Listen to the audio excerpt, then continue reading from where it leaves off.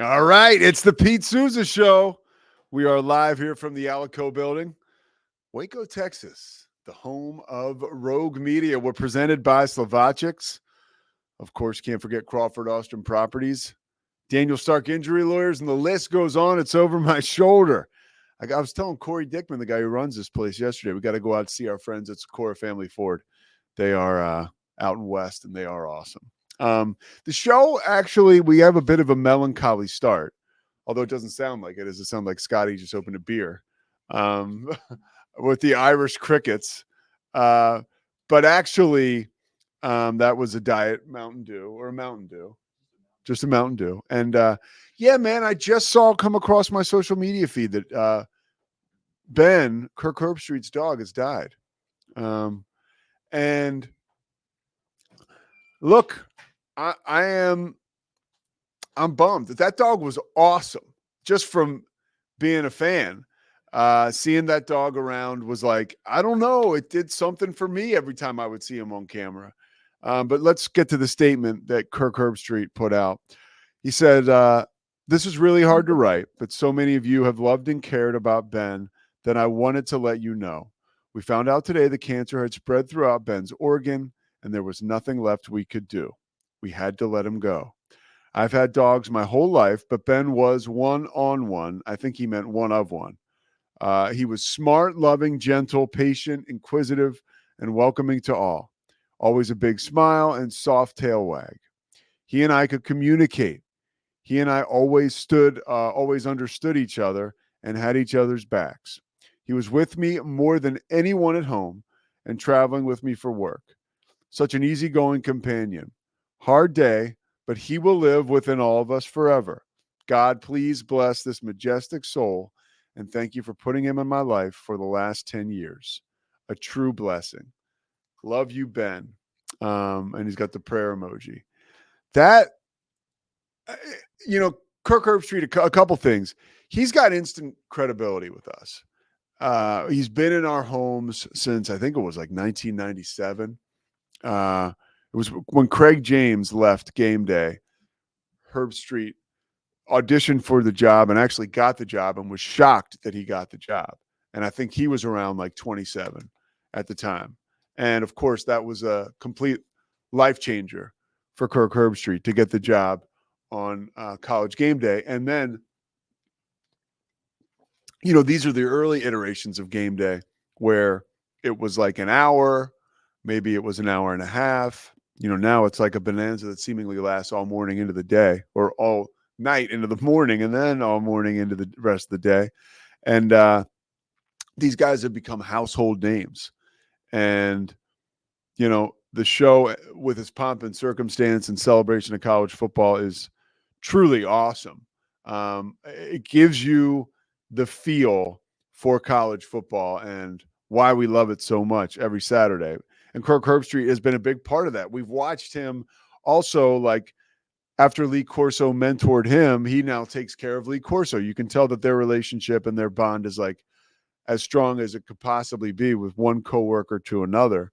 So all that to say, like, you know, you trust Kirk Herbstreit. Like, you understand that this dog was like so important to him. You know, my brother Kevin and his wife Patty, they didn't have any kids.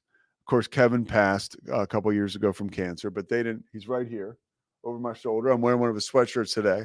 But they didn't have any kids, and they had a dog named Jackson. And Jackson, Kevin, like me, went through a lot of stuff in life, and he ended up getting sober. And you know, he got sober with his dog was there all the time. He made a major change in his life. And Kev ended up, you know, he died sober after being sober for like 12 years. And Jackson dying was a huge deal to Kevin and Patty, to the point where, I mean, speaking honestly, my brother Mike and I are like, he was a dog, right? and look, I've been a dog guy my whole life, and I've also been a stuffer of emotions as well. But Kev really was out there with how upset he was about losing this dog. And pets mean a lot to us, dude. Like, I look at my dog sometimes and I'm like, I've literally said out loud, I don't know what I'll do when you're gone. That's probably right after I MF her for doing something she wasn't supposed to do. But I am over the moon about my dog. And me, again, most of my time with my dog has been as a single guy, and it's just been the two of us. And we have like gone on this journey together and have had like a nice little ascension together. And I know how meaningful she is to me. And the thing about Kirk Herbstreit and this dog Ben is it meant so much to so many of us. I remember it was after my first game this year. It was like Baylor Tarleton, or maybe it was a UNT game, and my buddy Matt, who spots with me, like he called me it was a Monday night game, and he was like, it was a Monday night college game. I think it was USC LSU, and he was like, "Dude, Kirk Herbstreit's dog is just like walking around the booth on camera." And Matt was like, this was new to Matt because it was the first time he had done a game with me spotting, and he like knows a little bit of the behind the scenes now. He's like, how in the world does that happen? Like, and I'm like, honestly, I think it's like all good. And clearly it was. And that was a moment that, like, not on purpose. And the cool thing about Herbstreit was like there was very little moments that felt like they were conjured up or were disingenuine. When you saw that dog, it was almost like, sometimes, of course, on purpose, but a lot of times it was just like, hey, man, this is me and my best friend. So a total bummer. God bless Ben. God bless dogs. And yeah, that sucks. And I'll be interested to see it. So, I mean, all right, you want to hear one of the most bizarre things you'll hear all day? I'm now more inclined to watch Thursday Night Football to see how if Kirk responds at all to Al Michaels tonight on the Amazon broadcast when it's Cincinnati and the Ravens. I truly am, because I feel a connection and a relationship to Kirk Herbstreit and his dog Ben. So God bless Ben. God bless Kirk Herbstreit. And hey man, I think a lot of us have a real soft spot in our hearts for our pets, particularly dogs. If you don't, I'm gonna kind of look at you funny, right? Like if you don't like dogs, I don't know. I even like cats now. So you like cats? No. Scotty's not a cat guy. I'm a big time dog guy. Well, hold on. All right, let's talk cats. Why no cats? It's very simple. It's science. You can look up all the studies, right? The bottom line is, I'm in a conversation with my girlfriend. I'll take that as a compliment. I know how much you like her. Love her. Yeah. No, the bottom line is, dogs, most of them, have a capacity to sense your emotions and respond to them. They generally seem to communicate that they care. They want to please you, right? And that you really get that relational thing going. And I know some people have that with their cats, but cats, broadly speaking, generally do not have that disposition. Cats generally can tolerate you and can coexist with you, but they are not going out of their way to make your life more enjoyable. And there's studies, there's that one famous one that, like, if your house cat was big enough, it would kill you and eat you. Have you seen that study? No. I'll send that to you. Oh, don't send me that. No, do not send me that. It's like a real thing. It's like a real thing. What's after that? The one about Santa Claus not being real? Don't send me that shit. No, that is, I was the same way. And then I ended up dating somebody that had a couple cats, got close to the cats. And, now, when I see feral cats, I'm like, look at that. You're an OG. Like you're out there surviving. Like I'll put like water and food outside for a feral cat. And when he comes up, I'll be like, what's up, gangster? Like those feral cats are. Yeah. I'm not saying I hate all cats always. Yeah. I would never live with one though. All right. But I'll have a dog as long as I can, as often as I can. Well, to your dog point, there is a book called How to Win Friends and Influence People. And it was at my parents' house. My brother had it for a college course. I've heard of that. Dale who Carnegie. wrote that? Okay. Yeah. It's a huge book. And it's, I've never read it because I struggle reading anything. I probably would listen to it. But there was a chapter there. I was home at my mom's house and, you go to take care of your business. And I was like, let me grab a book. So I go to the bathroom and I'm reading this book. And it talks about how dogs are the only animal or being really that are so likable they don't have to work for a living, like most dogs. Like, think about it. Like, you come home from work, like, we provide for dog. When you buy a dog, you are providing for a dog. This dog doesn't work, right? Like, it just is there. And it's because more often than not, your dog has, like you said, a sense for how you're feeling. Yeah. They are loving, they're positive if they're bred in the right environments, right? I would say a dog provides companionship. Yes. And a cat might be your roommate. And there's a difference. or an adversary, as far as you're concerned. And so some people need a roommate. That's good. Yeah. There's a place for that. And some people want a friend, and you get a dog. The only other animal I've heard consistently that does that, or horses do that. That's why there's a lot of therapy. Treatment that comes with horse riding and being around horses. But obviously, not everybody can buy a horse and have it in their apartment. So no, all right, that's good. That's a good point, Scotty. I'm happy. So I'm happy we started off talking about Ben Herbstreit and paying the pup tribute. Cam, what are you looking at? Like, we've been talking about Ben for too long.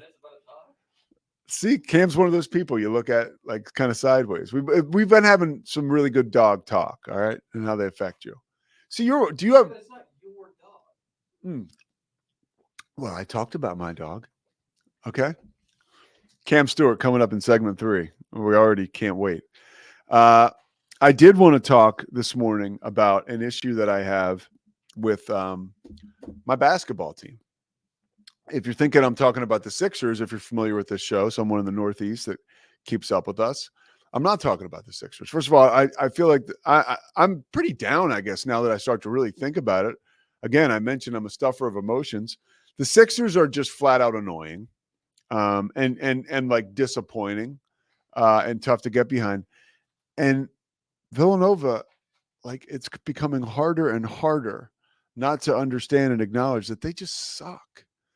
They lost their first game of the season to Columbia after an unimpressive first win of the season. They play NJIT, another home game, a New Jersey Institute of Technology, in case you're wondering at home. And then on Tuesday, now this is where I start to get skin in the game. They go to play St. Joe's. And if they lose to St. Joe's, I'm going to be pissed because they lost to St. Joe's 2 years ago on a last-second shot. And I think they might lose to them again this year.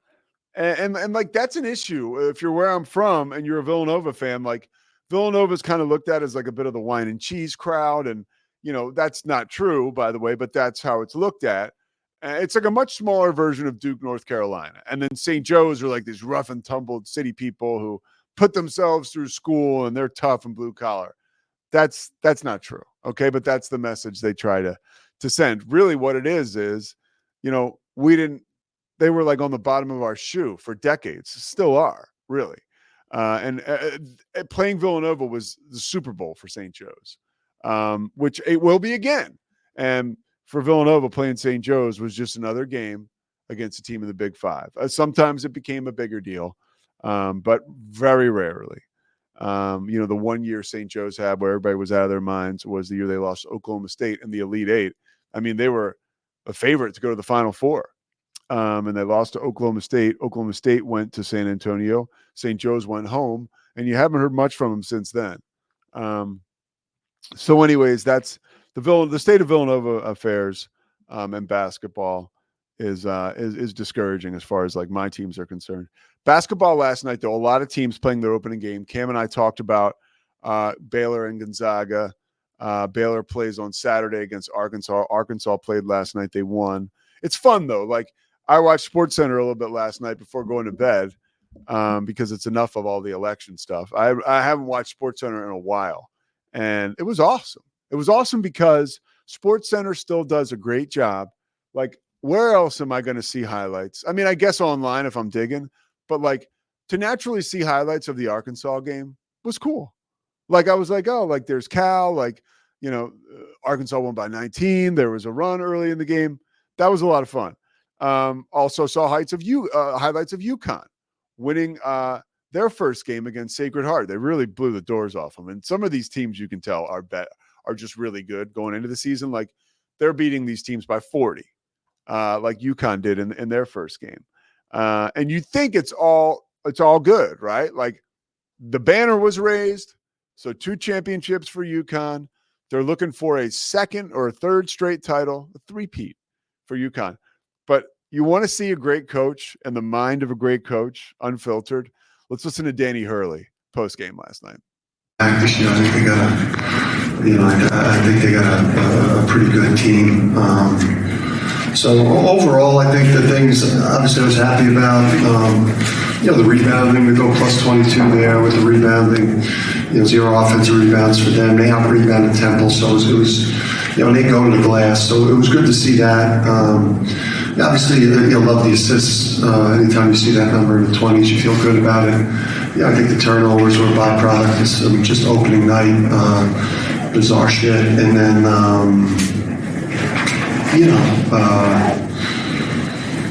don't know. I hate opening night, so it's like the worst day of the year. And I don't think the thing that drives me out of coaching is how you feel when you wake up on opening night and you have no idea what your team's about to go do. So. And there was more too. I kind of screwed that up. I didn't send Scotty the full clip I wanted to. But he talked about when the banner went up or was unveiled in the rafters and stores prior to the game. You saw Danny Hurley did put his fist up, and he said to the media after the game that lasted for literally 30 seconds, and then it was all the stress and all we look at these coaches, right? And they make a lot of money, especially, college basketball and college football. Paul Feinbaum says it if you're Kirby Smart and you're going to complain about, the portal and recruiting, that's on you, dude. You're getting paid enough money where if you're going to do it, you got to do it. There's a whole lot that comes with it. But Danny Hurley is another side where I don't think he's ultimately complaining about the state of college basketball and where it is. That's just a genuine evergreen version of a coach who is getting ready to start a season. And it's night in, it's night out, it's constant stress, constant worry. And that's what it takes to be a great coach. I mean, let me tell you let me make you a promise. Okay. There's way more coaches like Mike Krzyzewski, who has to miss a season because of an ailing back and crazy stress, and somebody who's just stoic, and you kind of he's MFing guys in every huddle, and he's just not that happy, right? To be around genuinely doesn't seem like he's loving life. There's way more of them than there are a Phil Jackson, right? Who's somebody who is the meditator and the guy and Phil Jackson was still a prick to be around. But these coaches are not. There's just not that fun and fluffy, and their life kind of sucks because a lot of them, and I say suck, you get what I'm saying. It's all relative, but there's a lot of guys who they would be doing this if there was no money in it. Danny Hurley, best example. He will be coaching at St. Anthony's for his dad after he fought his brother Bobby for the job. And Danny clearly would get it because he seems like he's a grittier coach. But they don't want, it's not about money for a lot of these guys. And it's amazing the stress and the problems. And a lot of it they put on themselves. But hey, man, you want to be a great coach. This is what it takes. So that is a version. That right there is a happy, is a coach who should be happy going in after three-peating. He doesn't look thrilled about basketball, and I love that because truly deep down within, he is thrilled about basketball, but winning is all that matters. And when that's all that matters, man, there's a lot of stress that comes with that. The one guy I could say who isn't like that and is extremely successful is Scott Drew.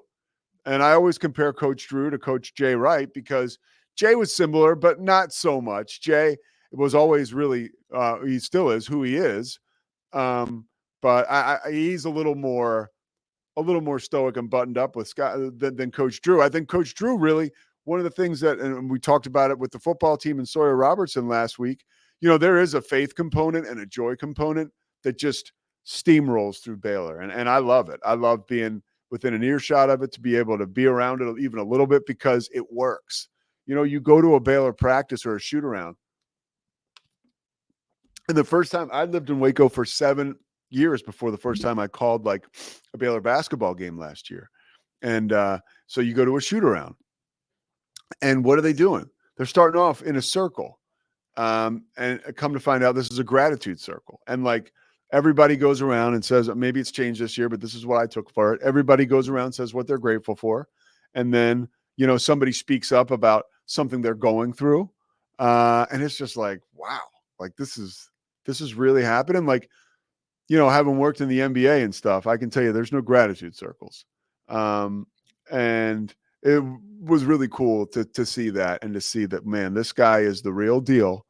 And then there's always a story I tell when I went to a game in Morgantown to call it for ESPN. And I showed up at shoot around, and Matt Nelson, the sports information guy for Baylor, told me what time to come to shoot around. So I go to shoot around and I'm sitting there and so then Coach Drew, because we're in Morgantown and Coach Drew knows me. I've called a couple games at this point. He knows my face, knows me as the guy from Waco that calls ESPN games. And he starts to point at me. And I'm like, oh man, like he's going to throw me out of practice. So then he starts to point at me. He's talking to Matt Nelson and the two of them walk over to me. So I'm like, oh boy, like what's going to happen?